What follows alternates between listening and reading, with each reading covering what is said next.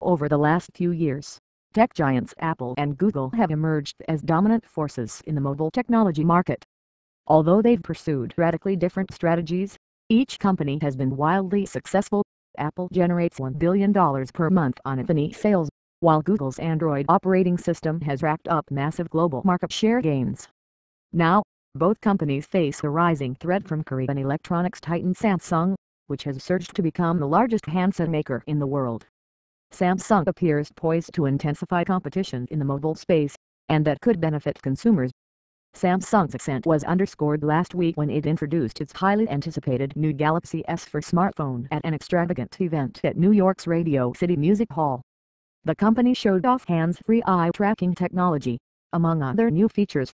Google and Apple, meanwhile, are pushing toward next-generation wearable computing, including Google Glass and Apple's rumored iWatch. In 2012, Samsung eclipsed Apple in global smartphone market share.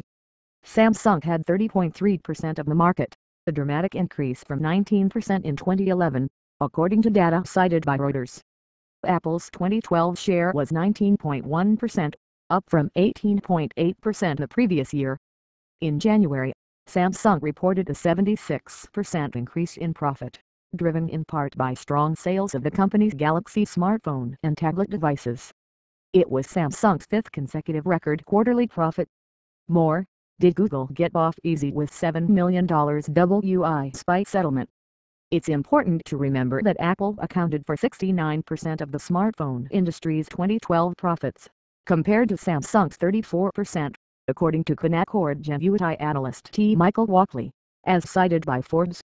The total is higher than 100% due to operating losses at BlackBerry, Nokia and Google-owned Motorola Mobility.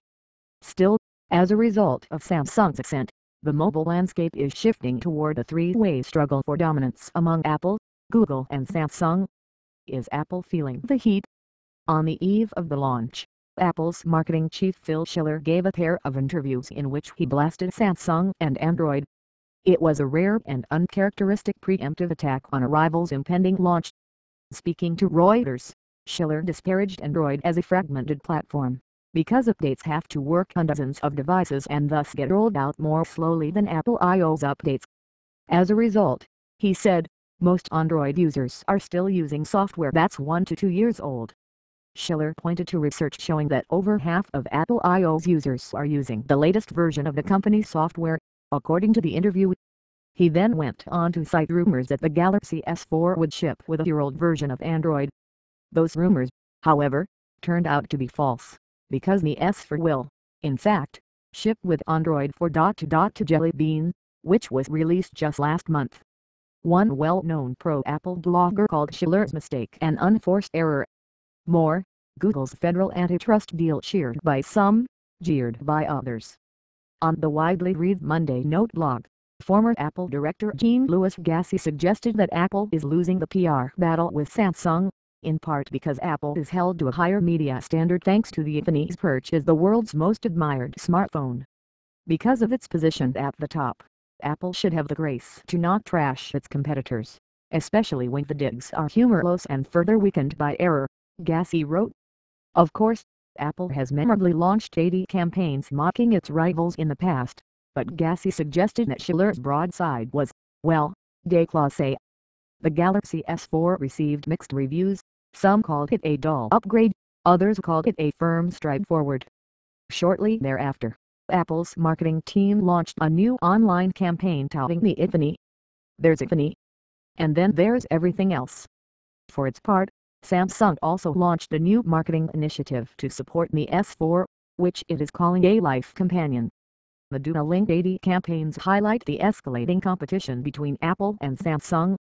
Writing on Fortune.com, Philip Ulmertuit cited the viral success of a S4 YouTube video, which has garnered over 2 million views, to call this round the Samsung win, though he added that's not a surprise considering how much money the South Korean manufacturing giant put into it.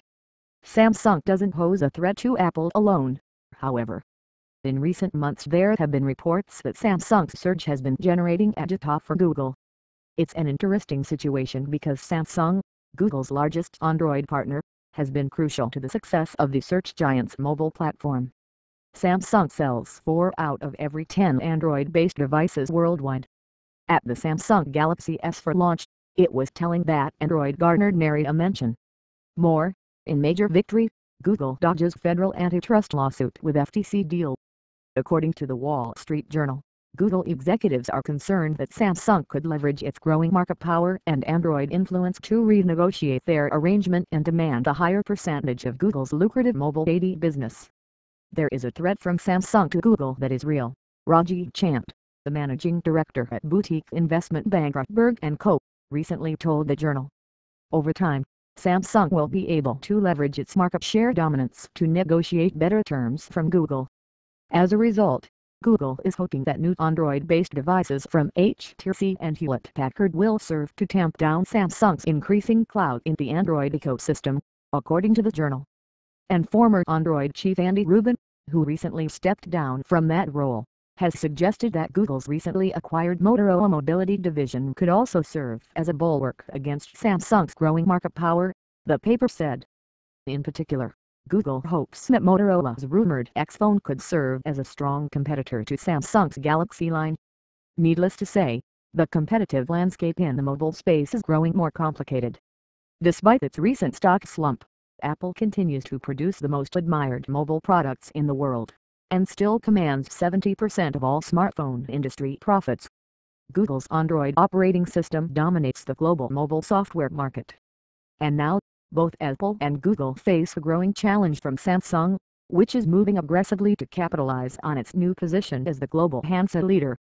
Ultimately, more competition means more innovation, and with three powerful giants in the mobile mix, competition in the smartphone and tablet markets could accelerate, and that's something that consumers should cheer.